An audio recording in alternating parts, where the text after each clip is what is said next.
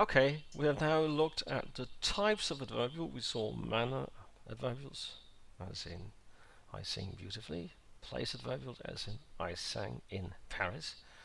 Um, and time adverbials, as in I sang today. Then we saw a lot of strange adverbials, or not so obvious adverbials, as viewpoint adverbials. Sadly, he sang. Okay, it was sadly he sang. And also, of course, the links, the linkers, adverbials used to conjoin sentences across sentence boundaries, functioning just like and or and but would inside a sentence, such as furthermore, besides, moreover, as in I came, full stop, moreover, I was tired, moreover, functioning just like and or I came, however, I was tired, however, functioning more or less like but, meaning wise. Okay, and then we also saw the role adverbial, as in as an expert. I wanted to help her. Okay, we saw a lot of contingency adverbials other than role and concession, like other than role. Sorry, and the contingency adverbials are like could be elicited using the question why. Okay, so as to have a purpose adverbial. He did it in order to sing, in order being the purpose of his action, or which a cause adverbial. He came because he was tired, because being the cause. And we saw a lot of such types. I'm not going to go over all of them now, of course, but I refer you to the previous slide. We saw all these types of adverbials. Now, what we want to look at in detail is how to place them in the sentence. So, and there's a general rule: if you have circumstantials or adverbials that adverbials which are not optional, that is, they have to be there. That is, the verb takes them. For the verb to be complete, for it to be a complete sentence, we need them to be placed after the verb. So if you have a subject verb, adverbial verb, a verb that takes a subject and verb, and adverbial, okay, takes a self. Then you have I was in Paris. Then in Paris has to be placed after the verb, just like and with appear, which behaves in the same way. Michael Jackson appeared in court. You wouldn't say in court Michael Jackson appeared. You wouldn't say in Paris I was. That would be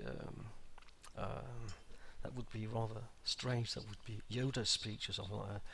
Star Wars, Yoda from Star Wars. Okay, so this is not really grammatical. Then there are complex transitive verbs, verbs that take a special type of them, namely SVOA verb with a subject verb and a direct object and an adverbial. Here the adverbial is found after the object. You have to put it after the adverbial. So I put the parcel on the desk. I put the parcel. So we have I as subject, put verb, the parcel object, and then you have on the desk, which is the place adverbial. It has to be after the object. You can't say on the desk I put the parcel. Would be strange, not really grammatical. Okay, now there are of course adverbials that we just put there for to have either a special effect or to express additional meaning, but these adverbials are not required for the verb to be complete. You can still have a complete sentence, but what you have here is additional info. So and such adverbials like time adverbials are not something that go together with a verb that a verb would have to take, because time is already in the verb itself, isn't it? I was, I have been, and so forth. I mean, the verb themselves, the verb itself would give us an idea of tense or time.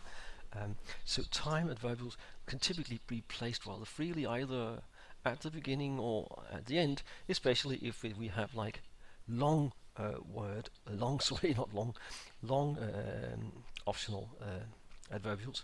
So this morning, okay, and you say I was in Paris this morning, okay.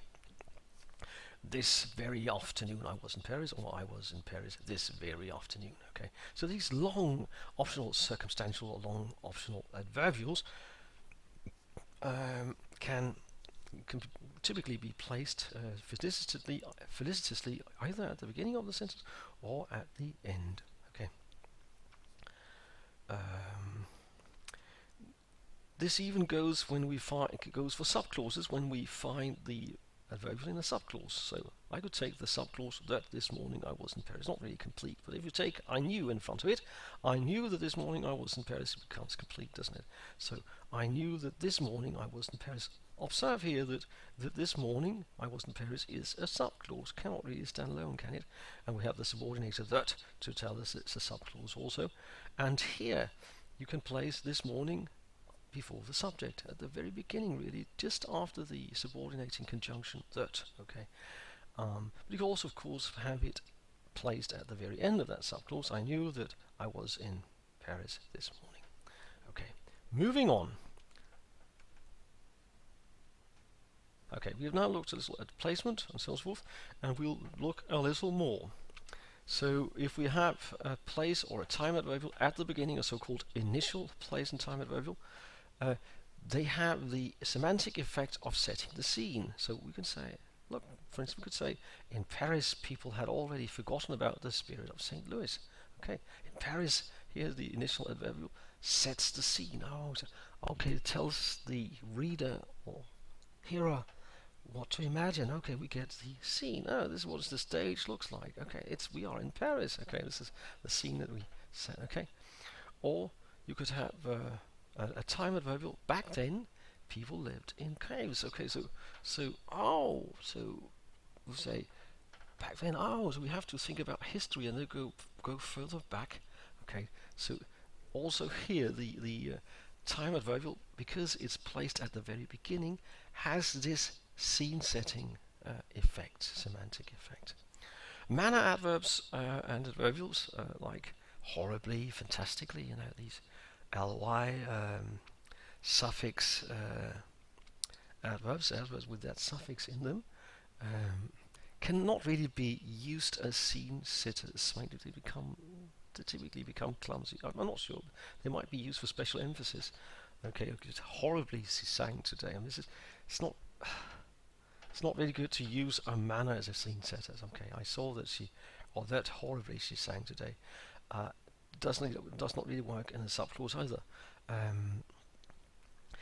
No, you should also behold that even if you have a subclause like that, we can also have a scene setter inside that clause. So I could say, I saw that back then people lived in caves. Okay, so even though it's a subclause, then we start, okay, look inside the subclause, and what is the scene like? Oh, it's some prehistoric setting, and we're told that by back then. Okay, right, or I saw that that in Paris people had already forgotten about the spirit of St. Louis. Okay, same thing, isn't it? So what about transitive verbs? Verbs that take a direct object, like I took a boat, I took the train. Here take the direct object, a train or a boat, and so forth. Here it seems that you can use manner adverbial scene setters. Okay, hammer in hand, Jeremy started building the treehouse for his grandkids. So it's not perhaps all that clear whether when you can use something as a scene setter. Sometimes a manner adverbial could in fact be used as a scene setter. Okay, I'm sure there would be room for grammatical research here. Okay, that might be a topic to take up if one were a grammarian writing a thesis or something on grammar. Okay, right, and if you have adverbial linkers, so we saw like however, furthermore, moreover, otherwise, and so forth, all these babies, they are placed either at the beginning at the sentence, and here they typically take a comma after them, right? Okay, or at the end with a comma in front of them, or elsewhere surrounded by commas. That would be a comma just before them and just after them. So we say something like, moreover, comma, he showed up late. He, comma, moreover, comma, showed up late, or he showed up late, comma, moreover. Okay, and general optional adverbials are found either before the subject or after the verb and its complementation. That is, the other constituents that the verb takes, if there are other than the subject, that is. Okay, Martin sent a parcel today rather than Martin sent today a parcel. I know perhaps in American English it might work, but it doesn't work in British English. Right, okay, right. So there might also be exceptions here, but this is a general tendency. Let's move on to a little more. Okay, just to have the placement problem dealt with. Then the adverbial negative adverbial or negative adverb not is has a placement in subclauses, and here Danes have a problem because their first language interferes, so we have placement problem there that might come across in a Danish school should you ever find yourself in such a building. Okay, so a Dane might write something like, "I see that you not have been in school," because that would be the place to have the Danish ikke, which is the equivalent of not, Danish equivalent for not. Du ikke har været i skole. I see that you not, which of course is a problem because we know that not has to be placed after the first auxiliary verb in a string, right? That you have not been in school. Okay. Another placement problem could be, or is actually,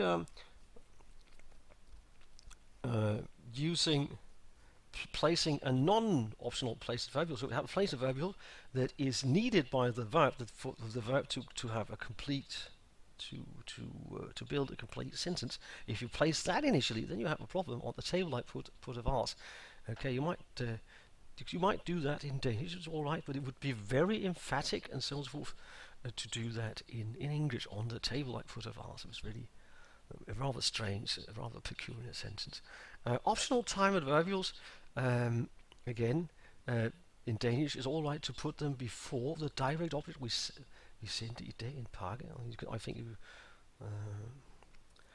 here there's, as I just said before, this is not really a nice placement. It would be more obvious to either place it at the beginning, "Today we sent a parcel," or at the end we sent a parcel today. So it's so time adverbials typically are placed after the object and before the subject. Okay, possibly before the verb. "We today sent a parcel." That is would be rather emphatic. Really, it might work in American English though. Idiomatic placements do not always translate it. It says, okay, so it's called "home alone" rather than "alone home," which is, this is where we put the adverbials in Danish. We say "alene hjemme" rather than "alone home alone." And I have a hard time finding out why it's "home alone," but I'm not going to burden you with that. Okay, so let's just see. So if we want to talk about the teaching aspects here, this is something for people. This is we can do, of course, implicit teaching. We can give them lots of exposure and so on and so forth, and of course we like the students to be able to work with the verbs, not knowing that it is a verb, not knowing the rules and so forth. But they are a mixed bag category, and also university students have problems with them. They struggle with them. So it's something to reserve for the really mature learners. Okay. But you can have little placement rules already after year 8 or in year 8. How to place short verb, adverb, circumstantial between subject and verb. Okay. And also to place non-manner and non-place adverbials either at the sentence end or sentence beginning. Okay. And of course we like variation here, so we like multiple learning styles, intelligences and multimodalities, and games and learner autonomy, process writing with language focus and so forth. You should still remember all your general rules, of course, for teaching foreign languages. Okay, people could do wikis of their own grammar rules, and they can do flashcards, game cue cards, fly swatter, Kahoot, you name it. I think that'll be all for now. Thank you for listening. Bye for now. Hi.